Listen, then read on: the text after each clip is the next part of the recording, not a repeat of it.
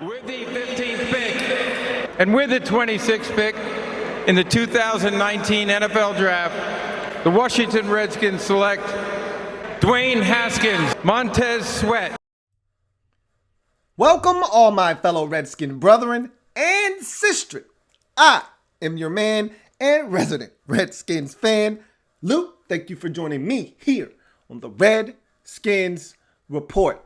So we finally heard from the brand new offensive and defensive coordinators, or at least the media finally heard from them. And there was no transcript that I could find out there with everything that was said. I'm pretty sure there is one out there somewhere. I just couldn't locate it. And if you were able to grab it, good for you. You were one hell of a detective and a sleuth. I wasn't able to find one, but I was able to find the next best thing, and I want to thank the guys and gals over at Hogs Haven for doing such a great job. One, just covering the team in general, and two, for piecing together everything that was said on social media by all of the media members that were on the conference call. So this was a conference call between the media and first Scott Turner, the new offensive coordinator, and then Jack Del Rio, the new defensive coordinator. So I'm going to start with Scott Turner. We're going to kind of piece together what he said and talk about some of the answers he had as we kind of start to figure out the direction of this team offensively, start to kind of figure out the identity of Scott Turner. Remember, we don't know much about him other than the fact that he's Norv Turner's son. This is his first OC job. He's been in the league a while. He's a young pup. I told you the best thing about Scott Turner right now, outside of him being the son of Norv Turner and knowing that he has been around ball his entire life and he loves it, outside of that is that the unknown is the best thing, that there isn't enough tape out there. Really, teams can't game plan for Scott Turner and what he's going to do because there isn't enough out there. So that's the thing that we love. But then in the same breath, it is an unknown. He is an unknown commodity. And so we ourselves would like to know more about him. So the media had a chance to get on a conference call with him, fire away at him with some questions, and he did his best to try to answer them to the best of his abilities. So here's what was gained and obtained via the Hog Haven's site from Twitter with all the reporters that were sending out tweets as this press conference or this phone interview was taking place. They were tweeting about what was said, and Hogs Haven kind of put everything into one location for us who wanted to find it. And so now I'm bringing that to you. So once again, I want to thank Hogs Haven for their due diligence and their ability to get all this information into one centralized location so that we could be able to talk about it today. So I want to do Scott Turner's presser, talk about what was gathered from the tweets that were sent out by the media members on that conference call. And then we'll do Jack Del Rio's afterwards on a separate video. So with that being said, let's jump into what Norv Turner's son, Scott Turner, the new offensive coordinator, had to say. And obviously the elephant in the room, and we're going to start with that one, is, of course, Dwayne Haskins. So, and some of these tweets are a little redundant, so you'll have to excuse me if I'm repeating something that's already pretty much been said, but I'm just going to read every single one of these tweets and you take from it what you will. And so we'll go as follows. So we start with Dwayne Haskins Jr. These were all of the tweets sent out from Scott Turner or from what Scott Turner said and how these media members interpreted it and then sent out the tweet. So we start with at JP Finley NBCS, who says, Redskins OC Scott Turner. I was really a big fan of Dwayne Haskins coming out of Ohio State. I felt like he got better as the year went on. So that's Turner essentially saying that the Carolina Panthers had a high grade. He had a high grade on Dwayne Haskins coming out of Ohio State. And as he progressed throughout the season, which we all got to see, and we understand that he got better as the season wore on. This from at Kareem Copeland. He says, Scott Turner says he's in the midst of evaluating Dwayne Haskins. He had a high grade on him last year. Says the big thing is getting him more experience. We all know Dwayne needs to play more. Only 1 year at Ohio State as a starter, only a half a season here as the Redskins starter. So again, not a lot of football played at a high level for Dwayne Haskins. At Ben Standick says, conference call with the new offensive coordinator, Scott Turner. First question on Haskins. He said he was a big fan, had him rated pretty high coming out of Ohio State. The big thing for Dwayne is he hasn't played a lot of football, closed quote. So again, reiterating the fact that was a big fan of him coming out of college, had a good grade on him, and that he hasn't played a ton of football, needs to be on the field, be in practice every day, that sort of thing. And I think that will tie into one of the statements made towards the end of this presser. We'll get to that a little bit later on. At John_Kime says, Scott Turner on he sees in Dwayne Haskins a big, strong guy who can push the ball down the field. We want to use a lot of play action pass. Something he's also done in the past is get the ball out quick, distribute the ball to the playmakers, closed quote. So he says Dwayne is a big, strong guy who can push the football down the field, and he wants to get the football out of his hands quickly as well. So he wants to mix it up a little bit and distribute the football to the playmakers, which is always a good thing, because we know if the Redskins continue with the success that we've had with the young players towards the end of the season, we're building something with the playmakers like a Terry McLaurin, like a Steven Sims Jr., like a Kelvin Harmon, and so forth and so forth. So you want to add to that group, but there is some talent out there. You want to get the football in their hands quickly and allow them to work. At Instant Replay says, Scott Turner says he's going to fit his scheme around the strengths of their players.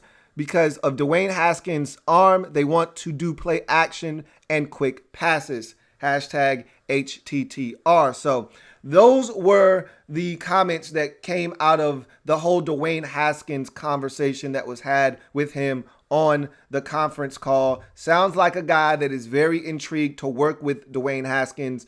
As you will hear later on, though, Haskins has to be willing to put in the work to separate himself as a leader on this football team and take that reign, take the reign by the horns and be able to say, this is my team, and take ownership of the quarterback position. You'll hear that a little bit later on in this conference call. But we move on to versatility. And this is something else that we want to know about with Scott Turner. Again, not a lot on Scott Turner. So these things are all, this is another opportunity to hear how he feels about certain things. So versatility.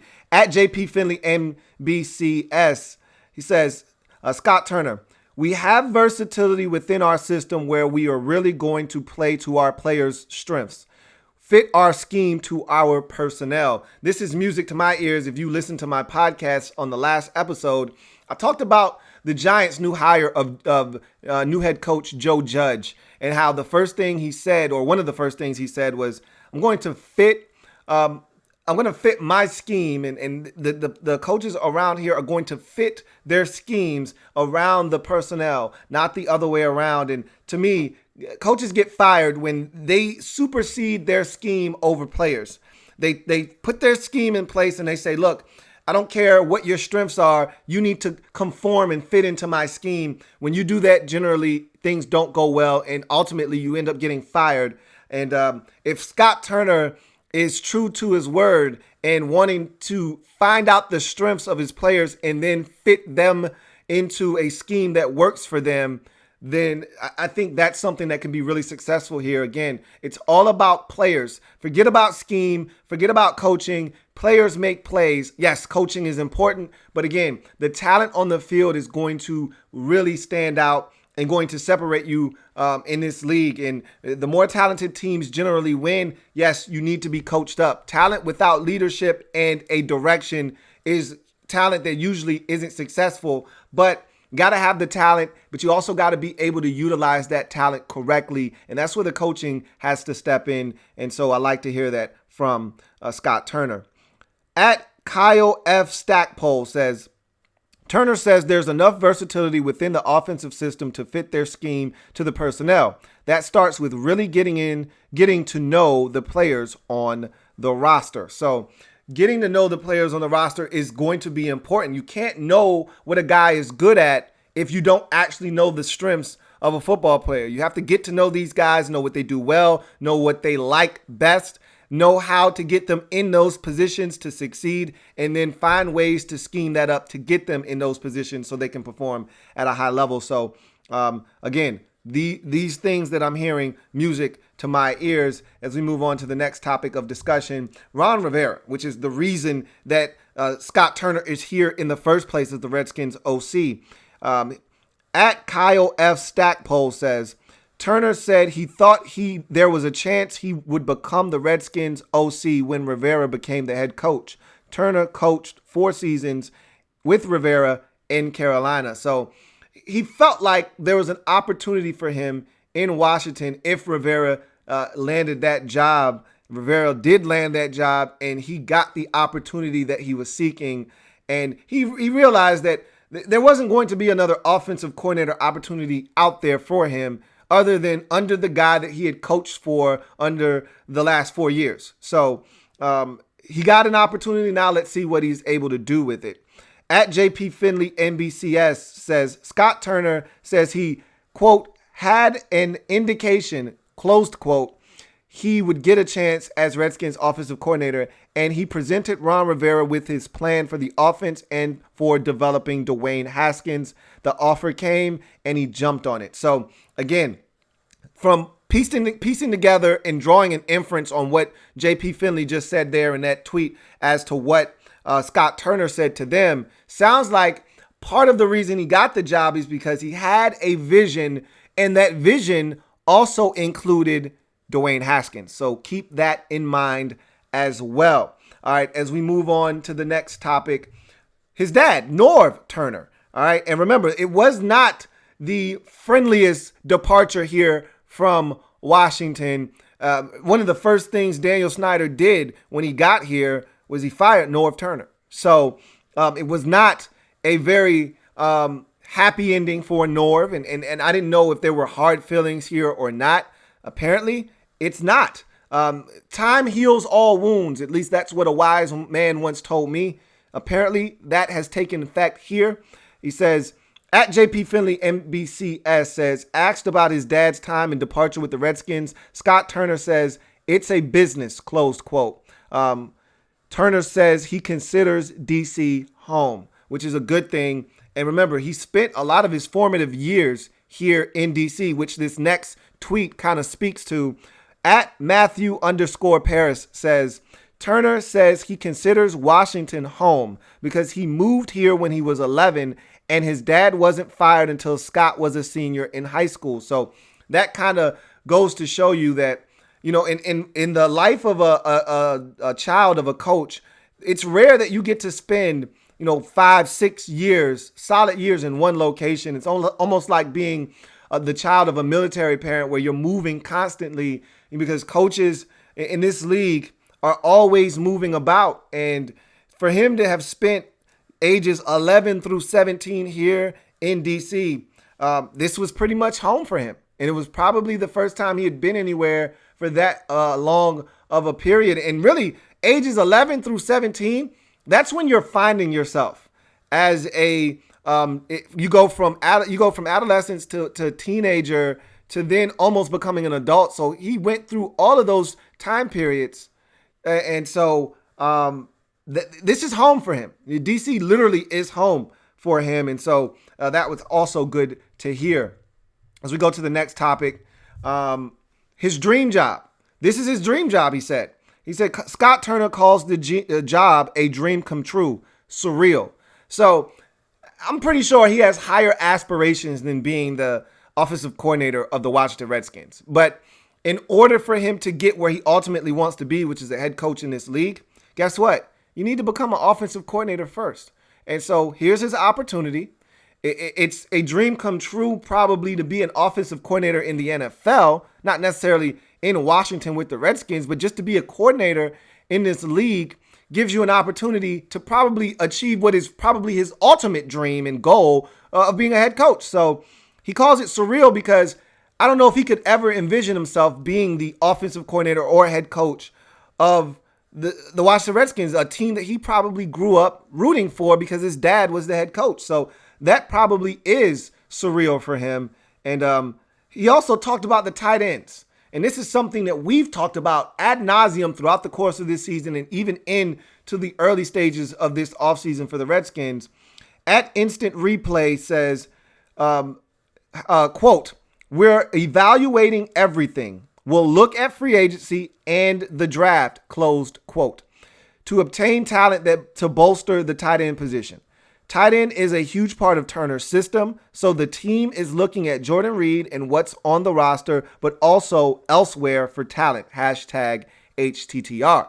So what that says to me is that he understands that this team is void of talent at the tight end position. None of the tight ends, for the most part, are going to be back. Now, I think Sprinkle is going to have an opportunity. I think Hale Hinches is going to have an opportunity, but those guys aren't difference makers at the tight end position.